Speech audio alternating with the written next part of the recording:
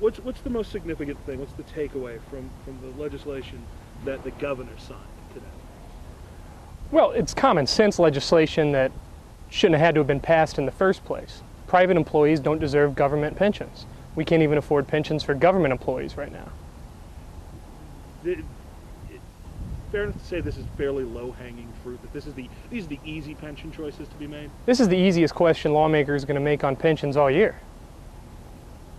What's next?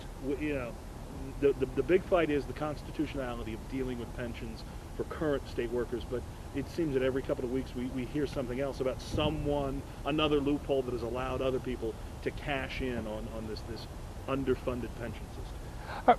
Well, loopholes are an abuse of the system. Even if our pensions were 100% funded, abusing pension funds should be illegal. That's different than the question of the fact that Illinois has got to catch up on an $83 billion hole to its pension systems, and that's starting to have real effects on the budget. Starting next year, we're going to be spending more money on retirement costs for university employees than we are for other support to higher education. That's an upside-down system of government.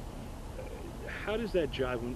How are we supposed to make that, square that when we read that ISU has given out pensions to just about anybody, that school boards or associations, people who don't actually work at the university are being able to go to ISU and get onto the public pension system through that university? Well, that's exactly right. The big universities in particular can basically award a government pension to anybody that they want. And what does that mean? It means they can increase salaries to their employees. It means they can increase their payrolls. But that's going to eat away at state funding for community colleges, for individual students who need assistance with their tuition. Again, next year the state's going to spend more money on retirement costs for university and college employees than it's going to spend on other support to those colleges and to the students of those colleges. I'm putting my kid through the U of I, and it's what, 30 grand a year, if not a little bit more than that. And how much of what, as a mom or a dad or a student who had to go out and get a student loan, am I paying for education versus paying because the retirement system is both bloated and underfunded? Well, the universities and colleges will tell us they'll have to charge more tuition because of declining state aid. But state aid is declining precisely because the retirement costs for university employees are going up. So when a student pays more in tuition, it has a lot to do with the fact that that's because the state has to pay more for their retired professors.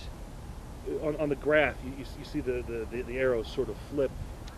Is 2012 the first year of that tipping point? Is it ever going to remedy itself?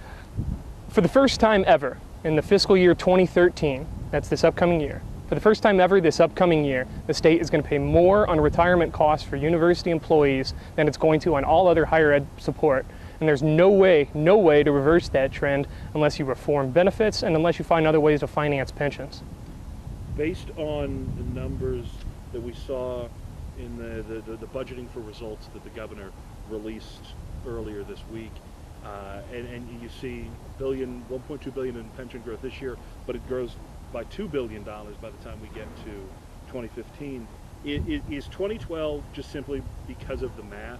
Is this spring session going to have to be the session where lawmakers make the tough choices on pensions? Well, lawmakers are going to have to decide how far they want to let this go.